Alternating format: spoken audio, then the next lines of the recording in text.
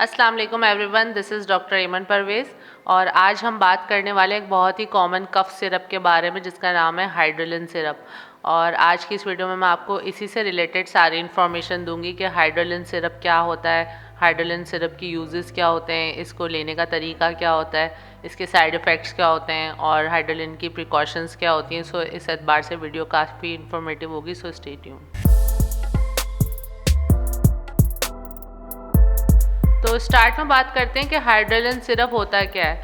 हाइड्रोलिन syrup एक ऐसा syrup होता है जो कि यूजली कफ यानी खांसी के लिए सबसे ज़्यादा इस्तेमाल हो रहा होता है और इसके अलावा कुछ दीगर सांस के मसाइल के लिए भी ये यूज़ होता है। तो इसके अंदर दो एक्टिव इंग्रेडिएंट होते हैं, जिसमें सबसे पहला जो होता है वो अमाइनोफाइलिन होता है, जो कि एक ब्रोंकोडायलेटर होता है, यानी कि जो सांस की नालियों को खोलता है और सांस लेने में आसानी पैदा करता है। उसके अलावा दूसरा जो इंग्रेडिएंट होता है वो एंटी एलर्जिक एजेंट होता है और डाइफेनहाइड्रामिन कहते हैं उसको।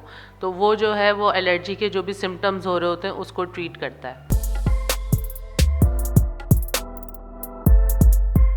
तो बात कर लेते हैं हाइड्रोलिन की यूजेस के बारे में।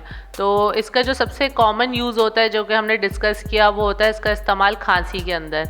ये दोनों तरह की खांसी में इस्तेमाल होता है, जो ड्राई यानी जो खुश्क खांसी होती है उसमें भी इस्तेमाल होता है और जो बलगम वाली खांसी होती है उसमें भी इस्तेमाल होता है। दूसरा जो इसका इस्तेमाल होता है वो सीने की खड़खड़ाहट और जो शॉर्टनेस ऑफ ब्रेथ यानी जो सांस लेने में दुश्वारी हो रही होती है उसमें भी ये इस्तेमाल होता है। और उसके अलावा जो है ये ब्रोंकाइटिस के लिए यूज़ होता है, यानी जो हमारी सांस की नाली के अंदर जो सोजिश हो जाती है उसके लिए ये इस्तेमाल होता है।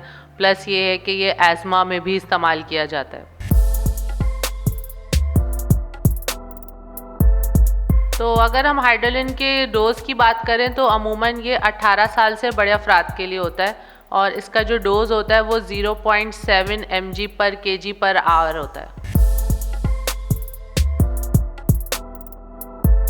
तो अब बात कर लेते हैं हाइड्रोलिन के साइड इफ़ेक्ट्स के बारे में।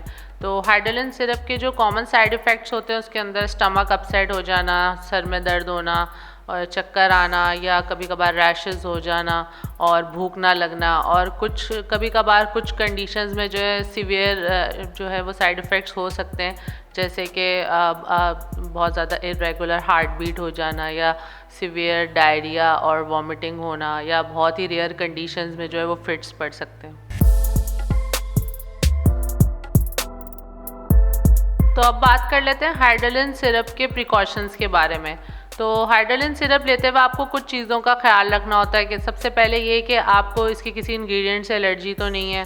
उसके अलावा आपको ये भी ध्यान रखना होता है कि अगर आपको थायराइड जो है, थायराइड ग्लैंड का कोई इशू है या आपका थायराइड जो है वो बहुत ज़्यादा ओवर एक्टिव है, तो आप डॉक्टर से पहले मशवरा करें इसको इस्तेमाल करने से पहले।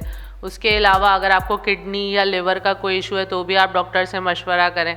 और अगर आप कोई हर्बल मेडिसिन या हर्बल सप्लीमेंट्स वगैरह यूज़ करते हैं तो भी आप डॉक्टर से पहले मशवरा करें इसको इस्तेमाल करने से पहले। प्रेग्नेंट और लैक्टेटिंग मदर्स जो हैं वो भी पहले डॉक्टर से मशवरा करें इसको इस्तेमाल करने से पहले।